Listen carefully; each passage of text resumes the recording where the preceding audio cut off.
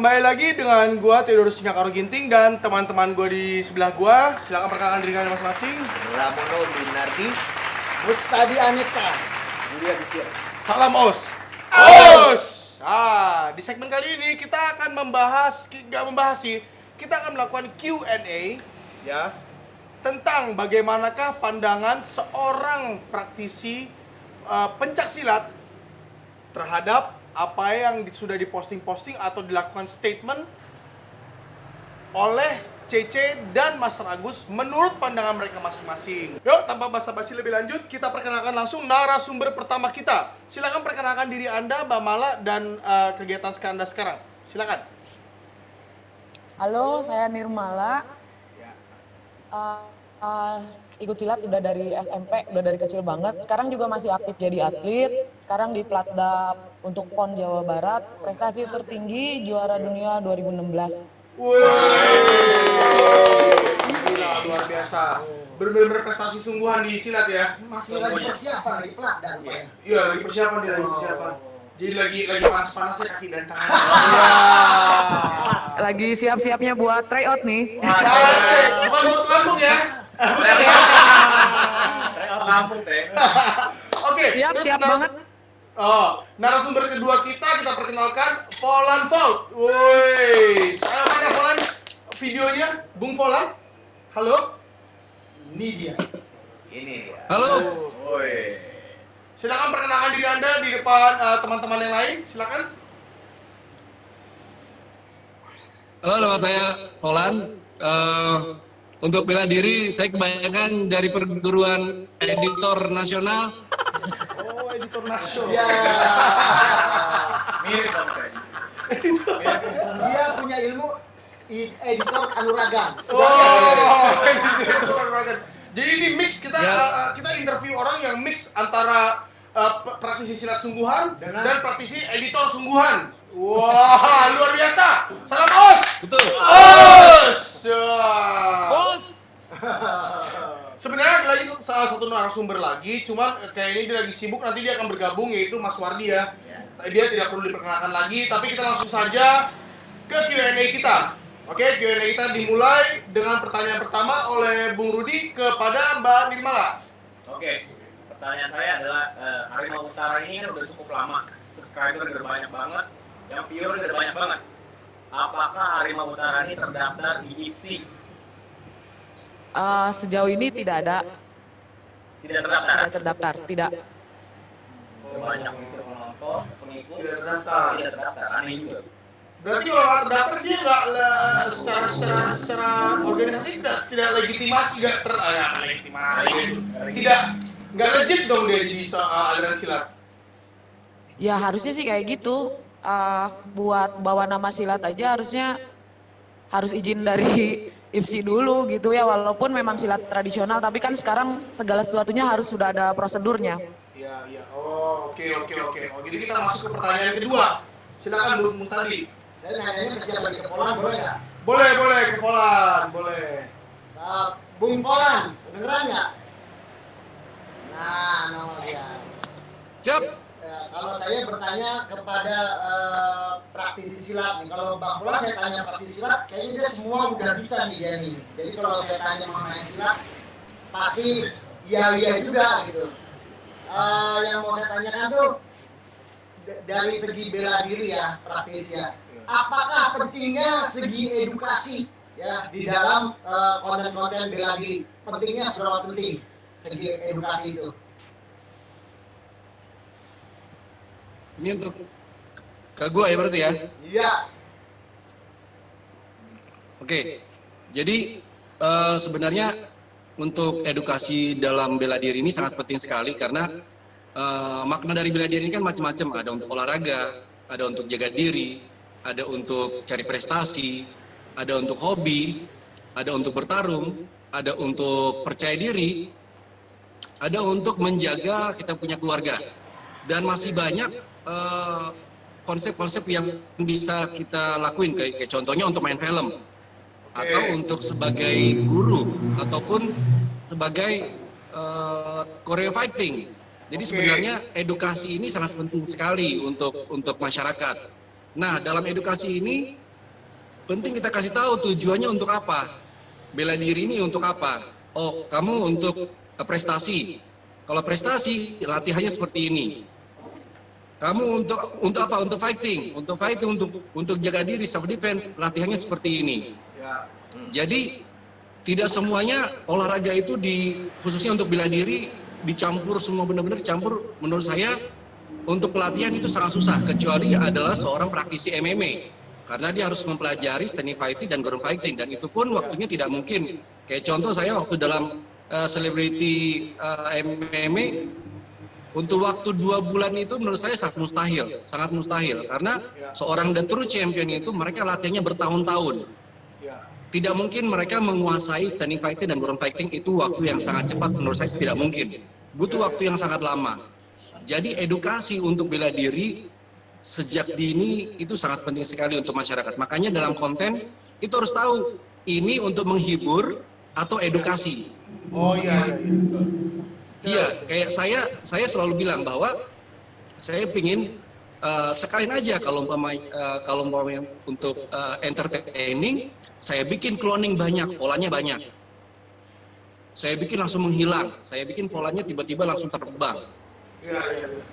Nah, ataupun untuk harus dikasih tahu bahwa ini edukasi ataupun entertaining, itu 2 hal yang berbeda. Jangan sampai orang mengetahui, kayak contoh saya tiba-tiba memukul beton. Ya. Walaupun ada tulisan khusus untuk profesional ataupun khusus untuk di bawah dari pengawasan. Tapi kalau menurut saya itu harus dikasih tahu caranya bagaimana, tutorialnya, prosesnya bagaimana. Jangan langsung belajarnya dari YouTube. Karena emang harus benar-benar edukasi itu sangat penting sekali. Jadi untuk bela diri dipilih untuk 2, untuk edukasi ataupun entertaining, ataupun apa, ataupun sebagai untuk movie, ataupun sulap. Orang tahu sulap itu semuanya bohong, tapi itu entertaining. Ya, itu entertaining benar. gitu. Iya. Itu entertaining gitu loh. Benar. Banyak dibilang, Volan itu orangnya kalau main film itu semuanya bohong. Tetap walaupun bohong, fisik harus bagus. Iya benar, emang benar. Fisik harus ada. Benar. Gitu. Gimana kalau umpamanya untuk tarung? Untuk tarung itu udahlah, kita udah 100% itu logika. Iya. Jadi kalau menurut saya untuk edukasi, untuk konten, tetap harus kasih tahu ini kontennya menjurusnya kemana, edukasi atau entertaining. Entertaining, iya benar. Itu penjelasan dari saya soal konten untuk edukasi. Bagus banget. Terima kasih banget buat pengetahuan di Bung Falan, itu keren banget jawabannya. Siap. Next pertanyaan berikutnya oleh Bung Bram. Nah, ini mungkin saya nanya Bang Mala nih. Ini kalau misalnya nih ada kemarin saya kan lihat ada dari wakil ketua IPSI ada videonya ya. Ya. Bilangin katanya kan IPSI itu salah satu tujuannya nih itu adalah untuk melestarikan silat ya, untuk mempromot silat, pencak silat itu seperti apa. Nah, kalau dalam hal ini menurut Mbak Mala ini kan Harimau Utara ini kan tidak terdaftar di IPSI, tapi apakah apa yang mereka lakukan ini sudah sesuai dengan sudah sesuai nih dalam tujuannya untuk melestarikan silat? Plus minus sih Mas. Kalau sekedar mengenalkan yaitu sama kayak Bung Falan, kalau misalnya ke film mengenalkan saja itu bagus buat silat. Tapi kalau udah ke bawah-bawah masalah hal yang di luar logika itu malah jadi jelek ke pencak silat, malah jadi apa ya? Nggak masuk akal. Iya, jadi pembodohan gitu. Oh kok silat malah ngajarin kayak gini. Jadi sama kayak tadi Bang Polan bilang, kalau misalnya ada tutorialnya dan orang ngikutin juga bisa mecahin beton, berarti terbukti. Tapi kalau tutorial itu nggak bisa diikutin sama banyak orang dan orang nggak bisa seperti dia, berarti kan itu jatuhnya ke pembodohan dan malah jadi bikin malu silat gitu. Kecuali dia ada trik, tips yang benar-benar orang awam jadi bisa seperti dia gitu. Langkah-langkah awalnya apa dulu misalnya gitu ya? Iya. Kayak menuju sebelum bisa nendang beton kita harus latihan apa dulu, menguatkan apa dulu gitu ya segala macam ya. Nah itu. Iya. Nah Harimau Utara ini kan pasti udah lebih dari 5 tahun kan, dan selama 5 tahun ini yang bisa cuma dia aja kan. Kalau sedangkan itu atau ilmu yang harus diwariskan atau budaya dari 5 tahun itu harusnya udah ratusan orang bisa kayak gitu kalau bener-bener ada tutorial, tips, trik gitu kan. Iya, betul. Logikanya ke situ. Iya, iya. Ini dia berdua doang. Jadi, Iya. dan jadinya gini ya, kalau saya tangkap salah satu pelestarian itu semua orang itu harus bisa disebar, semua orang Bisa. yang diajar harus bisa, nggak cuma dia aja. Iya, iya, Dan yang paling Iya. bahaya tadi kan iya, adalah- karena oke, lanjut silakan. iya kayak gitu Bang. Sebenarnya yang namanya pelestarian itu kan 1 jadi 2, 2 jadi 4, kayak gitu terus Ya, seterusnya ya, kan. benar. Ya, kalau dalam jangka waktu 5 tahun, 1 periode itu orangnya cuma itu aja, pengembangannya di mana gitu. Iya, benar. Ya itu dia. Jadi kalau dibilang itu ilmu, itu yang nggak termasuk, soalnya itu cuma mereka aja. Kalau ilmu itu kan sebaik-baiknya manusia itu kan yang ilmunya bermanfaat, tapi kalau Ya, benar. bermanfaat buat orang lain. Nah, kalau dia aja berarti ilmu itu nggak cocok buat orang lain dan tidak untuk ditutorialinnya. Bisa dibilang untuk keuntungan dia aja, cuma Ya, keuntungan itu pihak dia. saya sendiri, karena tidak bisa dibagikan dengan orang lain ya. Ya, dan itu masuknya bukan ke pengembangan budaya kalau buat dia aja.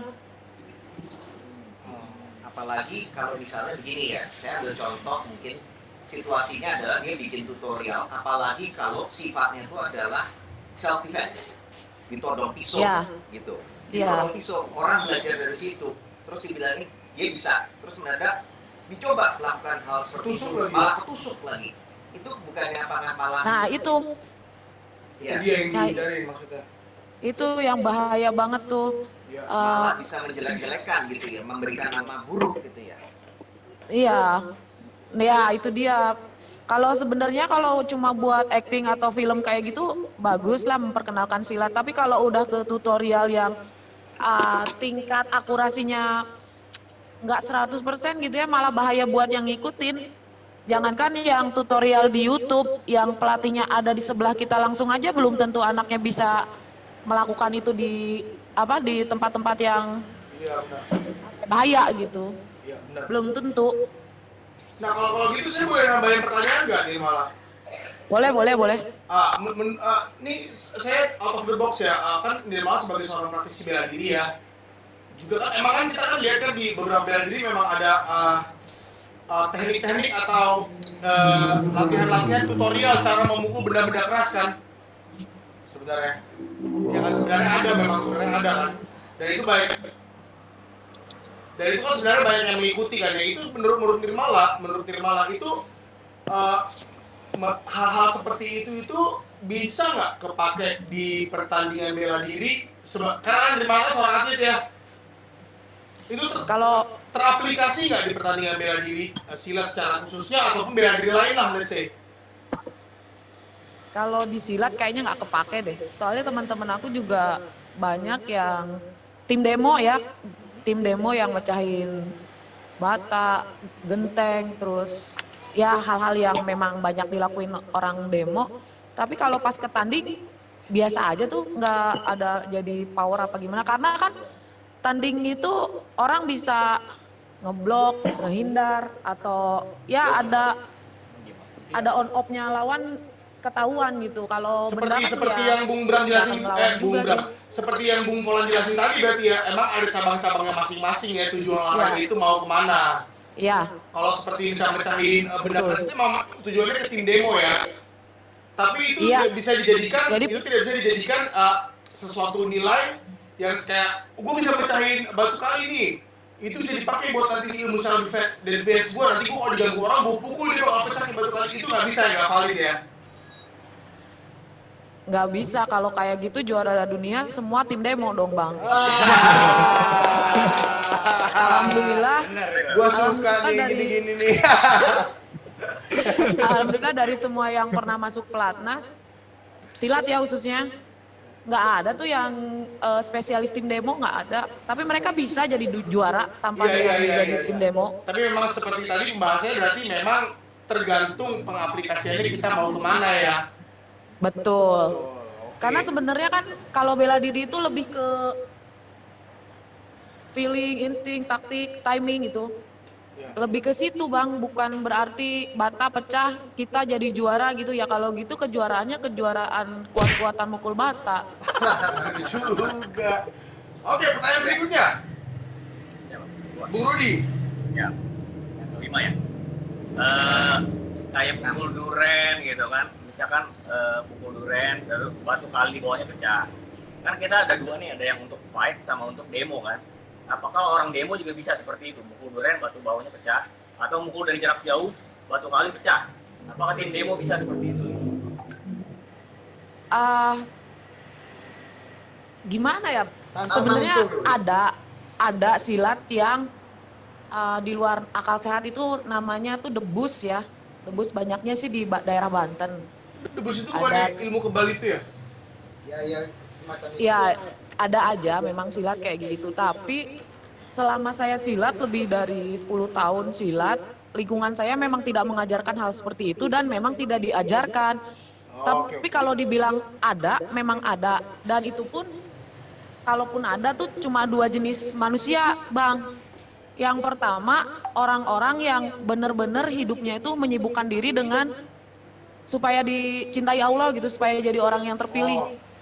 Nah, itu orangnya tuh sibuk kayak gitu, kayak jikir terus. Ya sibuk sama hal-hal Tidak yang ritual duniawi. gitu. Tidak duniawi. Nggak bikin konten kan? Iya, Ya. bikin konten. Nggak akan sempat kayak gitu. Nggak tahu Nggak akan konten sempat. Pak, yang begitu. Oke. Nah, yang pertama golongan orang kayak gitu yang benar-benar sibuk supaya jadi kekasih Allah lah gitu. Dan yang kedua itu orang yang menyekutukan Allah, yang bersekutu dengan jin, yang menduakan Allah, jatuhnya ke musyrik. Dua orang itu aja. Jadi kalau misalnya silat yang murni silat itu dua-duanya sulit kayaknya. Iya, oke. Ya gitu. Kemungkinannya Kita kecil kedatangan lah. kita kedatangan tamu baru. Silakan perkenalkan diri Anda. Siapakah Anda? Hai. Panji. Panji, dia mau lagi. Disconnected audio. Nah, Bung betul. Volan ya, saya tanya ya. Siap. Bung Volan sebagai narasumber ahli editor kita. Asik. Siap.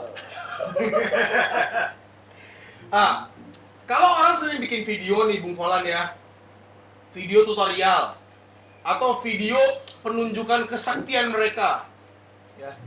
Kenapa sih kok biasanya kan kalau orang kan kalau nunjukin kehebatan itu kan dia kan ganti-ganti lingkungan ya, kayak kan kalau sulap ada magic on the street gitu ya, Yes.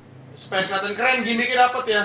Kalau menurut Bung Ya. Volan orang kalau bikin video tentang kehebatan dia tapi orangnya itu terus, udah live tapi orangnya itu juga, recording orangnya itu juga, itu dia sakti editingnya apa enggak tuh Bung Volan? Apa dia hemat budget apa bagaimana? Tolong jelasin kepada kita. Yang pertama bisa dibilang kalau kita punya tim editing, orang-orangnya itu aja. Mungkin yang pertama idealis. Terus kedua kita nggak mau ilmu kita sampai kebongkar sama orang lain.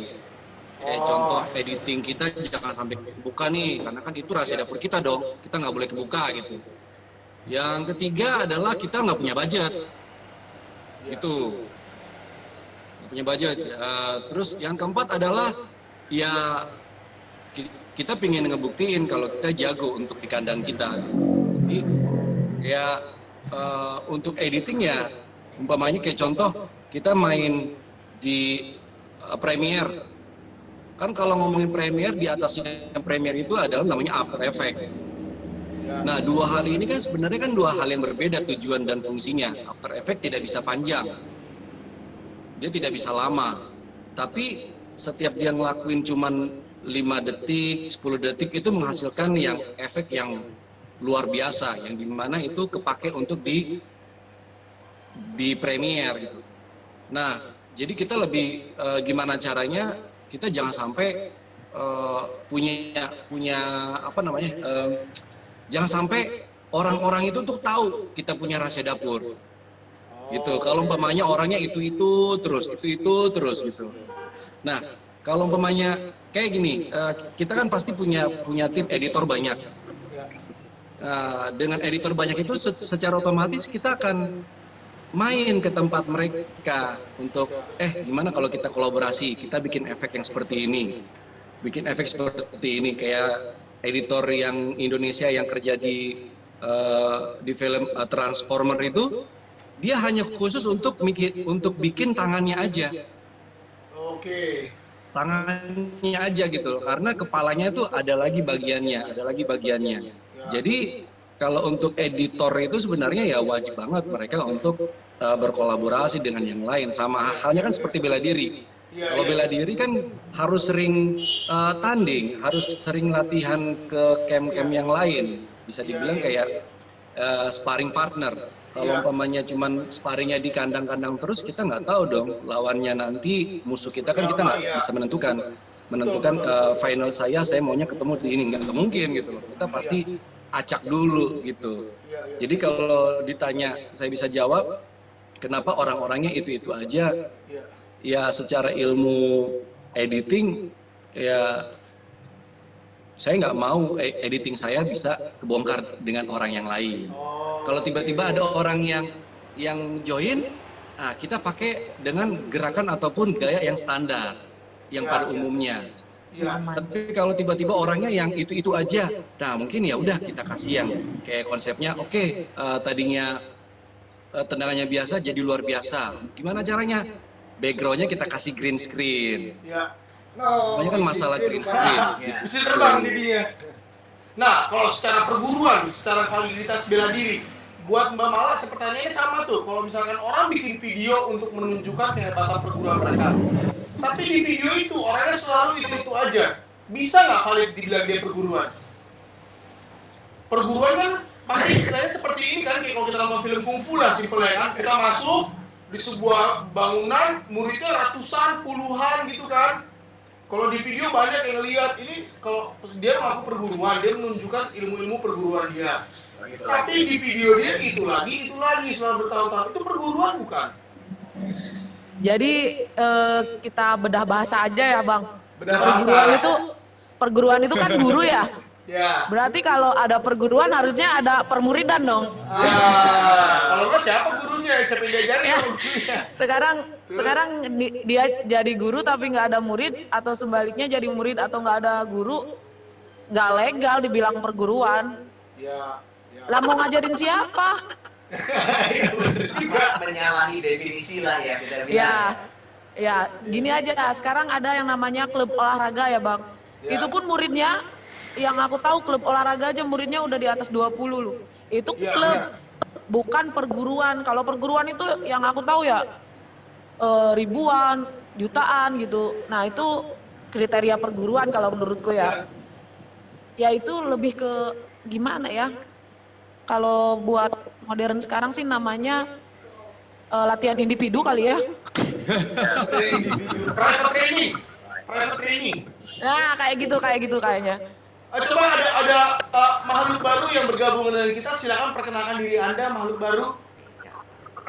Halo, perkenalkan, nama saya Suwadi. Biasa netizen bilangnya provokator ya. Provokator. Apakah teman-teman masih ada pertanyaan yang menyangkut tentang bela diri kepada Bung Wardi sebagai narasumber kita? Silakan. Teman-teman lain? Silakan. Saya bertanya dulu nih. Tadi ada Mas Panji juga, Mas Panji yang hilang. Iya. Sekarang Mas Suwadi mau saya kasih pertanyaan. Jadi kalau dilihat dari runtunan ininya, kejadiannya, Mas Suwadi ini dengan Mas Panji yang pertama kali meriak atas videonya Cynthia yang dibilang meremehkan MMA. Nah, dari sudut pandang Mas Suwadi itu bisa nggak biar nih netizen tahu nih apa sih yang hal yang menyentil MMA ini dari segi apanya? Silakan Mas. Jadi gini para master ya, masuk keluarga Mas Rado di sini. Awalnya kan saya melihat si Mbak Cece ya, itu mereaksi video tentang dua orang petarung MMA yang mengalami pengeroyokan di sebuah pom bensin dari anak pintu.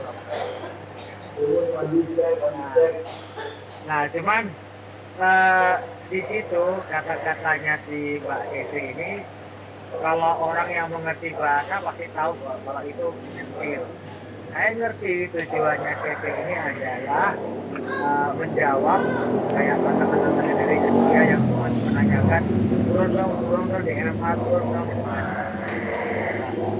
Ya cuma ya jangan kayak gitulah. Di video saya tuh sebenarnya nggak pikir banget sih, cuman sepertinya dia kayak baperan orangnya. Itu awalnya dan reaksinya berlebihan lah. Ya untung teman-teman yang lain mendukung. Padahal di situ saya udah siap pasang badan sendiri lah kalau waktu saat kayak diserang. Udah nggak ada masalah. Gitu bro. Ya baik Mas Wadi, kayak sebenarnya sudah jelas ya. Ya. Saya ingin menambahkan ya. Saya setuju sama Mas Wadi dan saya memang saya nonton juga.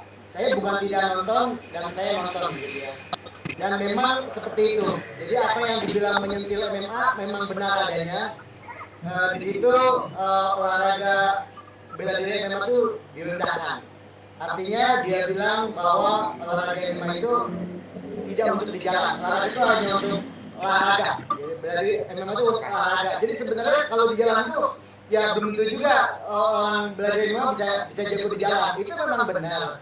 Nah, tetapi dia setelah berbicara seperti itu, dia meninggikan dirinya yang menyebut bahwa kalau bela diri mereka itu memang harus di jalan. Mereka lakukan kayak video-video yang saya bilang koreografi terhadap jambret, ditodong di jalan, itu semua ditampilkan video-video kerennya itu untuk merendahkan olahraga MMA yang KO di jalan sampai koma. Ya seperti itu. Nah, betul. Ada saya tambahin juga. Saya kemarin kan nggak asal ngomong aja. Saya konsultasi dengan ahli bahasa juga kan. Ini bentuknya sindiran bagaimana sih? Oh iya itu sindiran. Saya nggak mungkin mentah-mentah bisa mereaksi kalau nggak punya dasar gitu.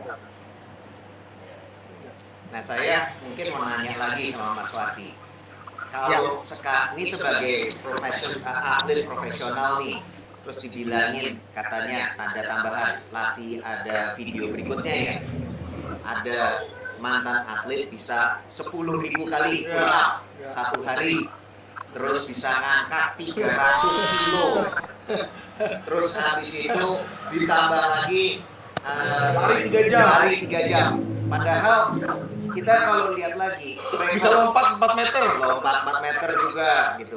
Yang saya kalau gini kepada atlet profesional nih, nggak cuma di MMA aja, tapi juga kayak misalnya di angkat berat gitu yang dibilang sekarang apa enggak ini sebetulnya meremehkan aja sih sebetulnya. Kan sekarang rekor dunia angkat berat aja untuk clean and jerk itu dipegang oleh untuk kelas 61 kg itu dipegang oleh orang Indonesia. Eko Yuli. 174 kg. Terus dia bilang dia bisa angkat 300 kg. Itu ngeri banget sih.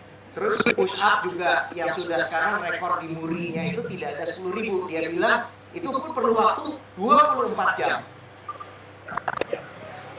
Ini apa enggak sebetulnya menganggap ini gimana nih tanggapannya, apa enggak itu juga meremehkan Mas Fardi?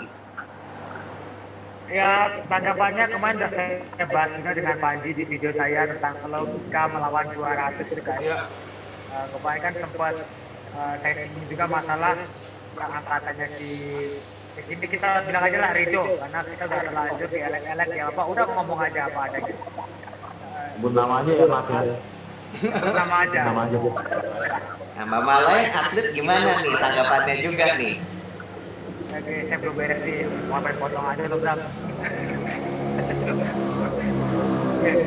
Jadi kita udah bahas juga sama Pak Haji tentang logika melawan 200 dan angkat-angkatannya sendiri itu kita kupas secara logika Ya, dalam satu hari itu ada berapa jam, dia bisa melakukan berapa lama. Nah itu nggak masuk akal semua gitu. ya benar. Buat orang-orang yang percaya, ya tolonglah kalian kita sedikit melihat tontonan, jangan terlalu.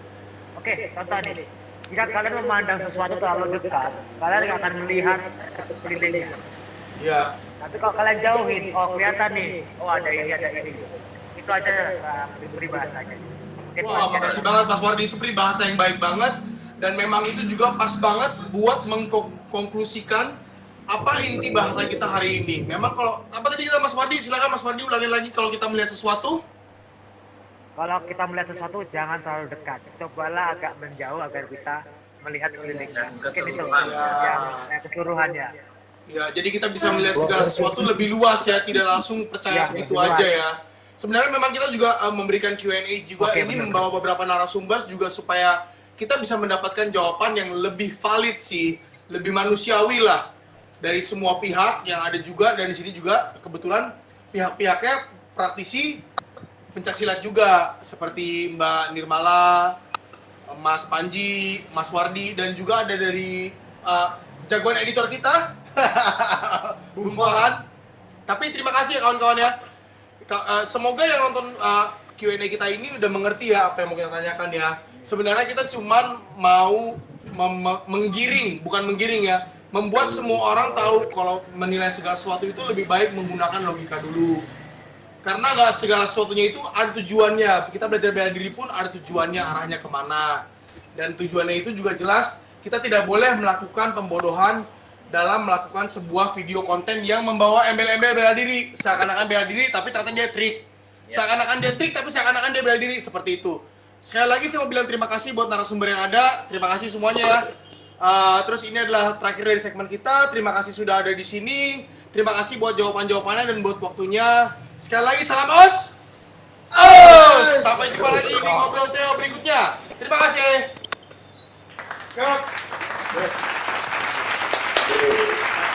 Thank you semua. Thank you, Os. Mama